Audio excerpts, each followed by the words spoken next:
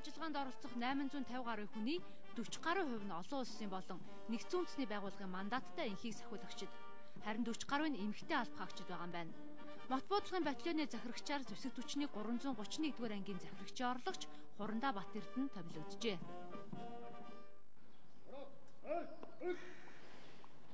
Мот буудлын батальон одоо очиод бүх одоо үйл ажиллагаа өөрөө бие дааж явуулах ёстой.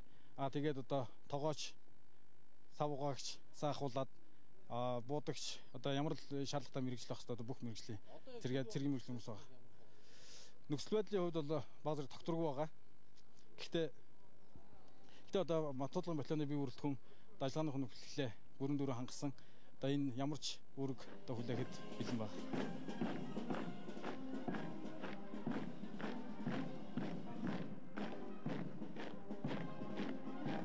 Хоёр дахь удаа үүрэг гүйцэтгэж байгаа, үүрэг гүйцэтгэх газар орноо ерөнхийдөө мэдж байгаа, цагийн байдлын талаар мэдж байгаа. Тийм учраас энэ удаадаа үүрэг гүйцэтгэхэд бол хүндрэлтэй асуудал бол гайгүй хаа. Тэгээ манай цэргийн албаагч ерөнхийдөө тухайн газар орны цаг агаар, уур амьсгалд бол тасан зохицох чадвартай.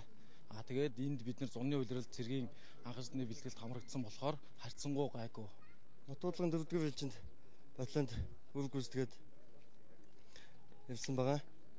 Одоо мот буудлын 6-р батальонд үүрэг амжилттай гүйцэтгээд хөвнөөсөө болтоход одоо хэдхэн хоног үлдээд байна. Ер нь бол судалсан л та бас яг одоо л цагийн байдал жоохон хүнд байгаа, эмэгтэй хүмүүст хэцүү байгаа л гэж л байгаа. Гэхдээ яг нэгэнт зориглоод би чаднаа гэж зориглсон юм чинь тэгэл зорьсон зорилгоо биелүүлээд эх орондоо эцэг ихтэй эрүүл мэнд ирнэ те.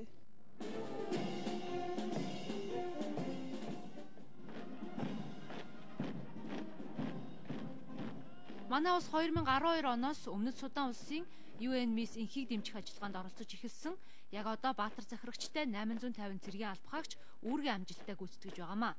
Өмнөх 5 ээлжийн энхийг сахиулагчид үүргээ нэр төртөө биелүүлэхээс гадна хүмүүнлэгийн үйлс болон бүтээн байгуулалтын ажлуудад гар бие оролцож эх орныхоо нэрийг өндөрт өргөж байна.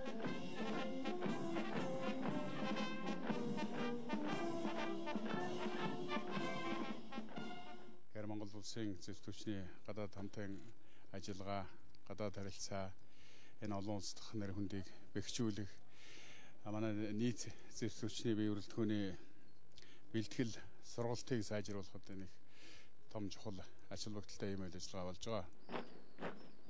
Албахаагчид зэвсэг түвшний сургалтын нэгдсэн төвд ажиллагааны өмнөх бэлтгэл сургуулийг хангаж Өмнөд Судан улсыг зориход бэлэн болсон байна. Жанжин туганд хүндэтгэл үзүүлэх ёслолд оролцохоор албахаагчдын арга гэрийнхэн нь ирсэн байлаа.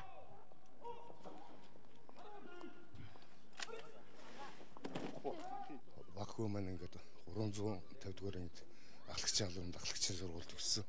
Ойлоо Батлан улс сургуулийн одоо төгсөөд үргээд ингээд 1 жил ажиллаад тэгээд одоо ингээд өөрийн хүсэл дээр бас одоо цэрэг армаар амьдчихсан хүүхдүүд нь нөлөөлсөн болов уу гэж ингэж ойлгож байгаа. Ингээд энэ ажиллагаанд амжилттай яваад ирнэ гэдэгт итгэл дүүрэн байна. Сэтгэлээ сайхан 50 байдалд л дэмжлэг үзүүлж байгаа. Гайгүй 50 байгаа, гайгүй бах. Сайхан яваад ирэх байгаа. Их орондоо.